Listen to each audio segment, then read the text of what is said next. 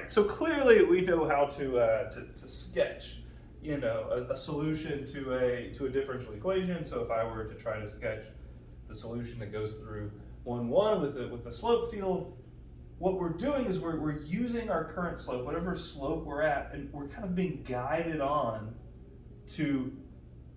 towards that next point, and that next point has a slope, and we're being guided on from there, from whatever that slope is. And we would do kind of the same thing. I know this isn't perfect by any means, but we're being guided as we move to that next point. We're looking at kind of what that slope is, and it influences the direction that we're going in. That's the whole purpose of a slope field.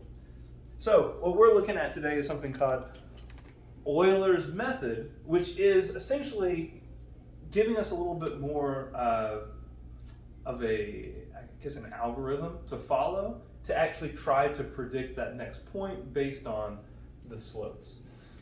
So we're going to try to see this kind of all work out, but here's kind of a classic how Euler's method questions kind of could be. It says use Euler's method to approximate the particular solution. So we're approximating the particular solution to this differential equation with an initial condition and a step of a half. So that last point is kind of the weird thing, right? That step of 1/2, we haven't been given anything like that before, but approximating a particular solution through an initial condition, that's exactly what we just did. We could take a slope field, we could use our differential equation has produced the slope field, we could plot that initial point, and then we could do our best job to visually sketch what we think it's going to be. Euler's method is just giving us a little bit more of a structure to follow to find that next point. So that's all Euler's method is. It is using the current slope to predict where that next point is going to be.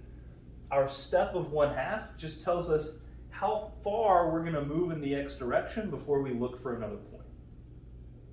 So I'm going to show you how I would set up an Euler's method problem. I'm going to be pretty rigid. I'm going to kind of set up a table, and we're going to kind of fill in that table, and hopefully it makes sense. And we'll try to sketch it as we go down here. But usually on the AP exam, they don't ask you to sketch out Euler's method.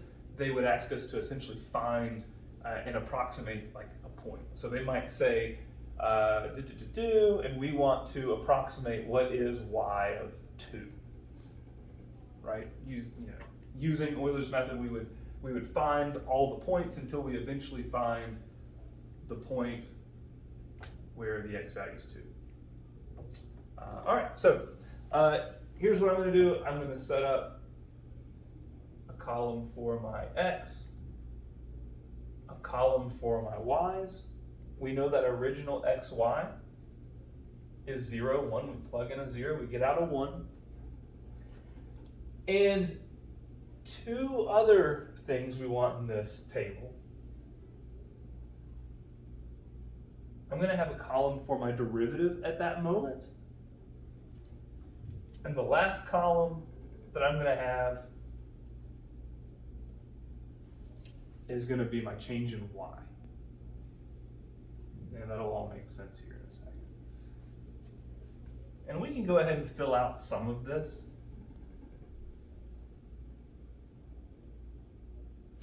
Because we know our step is a half, I know what my x values are going to be. I'm starting at 0, but then I'm going to go up to a half. And then I'm going to be at 1, and then I'm going to be at 1.5, and we could keep going from there. So we could. How many do we need? We usually go until we hit whatever target they ask us to go to. So for the sake of this problem, I'll give us some space. I'll move this over here. And since I called it out over there earlier, we want y of 2. Let's go all the way to 2. So usually there's an end goal in mind. Our goal for these usually is not to sketch it out, but to find an approximated value using Euler's method. But we can use it to sketch out because, like I said, it's an algorithm to do a better particular solution. All right, so well, dy over dx, we have our differential equation that tells us dy over dx, and if I plug in, it's simply just x plus y, so that's very convenient. X plus y is 1. And then we need this change of y. So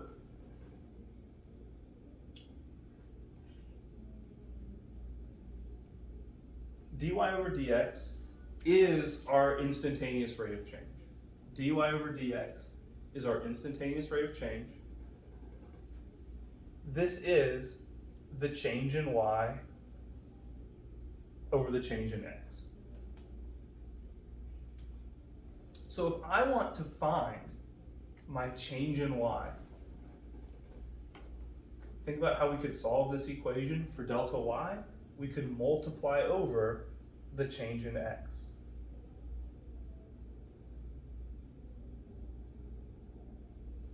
So the change in x times dy over dx, the change in x times my instantaneous rate of change is going to give me delta y.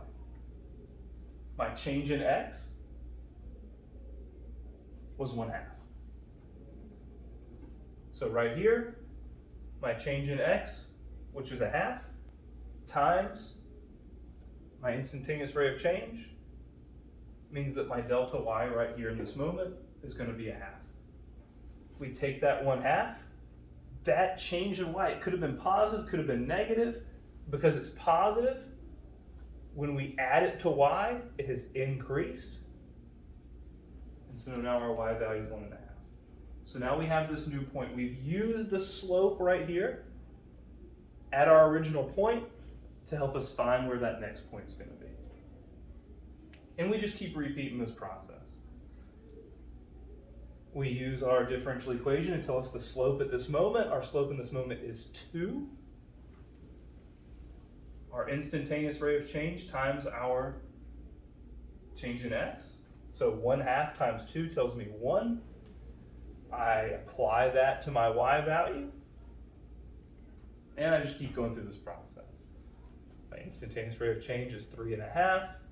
I multiply that times my change in x, which is 1.75. Yeah. I apply that to my y, which is 4.25. It always starts getting worse and worse numbers as you go. Will this be calculator or no? It's usually always a calculator allowed section situation. It could, if it's no calculator, it's going to be Obvious, or it's going to be easier, like, because we just start getting to, and you can see it's a process. It takes time just to do it correctly. So then also have to crunch these numbers isn't always the most fun thing. That's 5.75. We got to now cut that in half. 2.5 and 3. Euler. Let's see. Let's result to 2.875. We apply it 7.125, and that was our goal. That was our real goal right there. Was to find our approximated value for y of 2. If we sketch out what we can right here, we can't go all the way to 2. That's not going to fit. But 0, 1, 1/2, we're at 1.5. At 1, we're at 2.5. So we're doing something like this. And here, if I were to use my slope field, that does feel like it's doing something similar. Clearly, it didn't all fit. But the goal of this really isn't to sketch it, although you could use this. They're never grading your approximated solution on the slope field like for it to be precise. It just has to generally represent the slope field.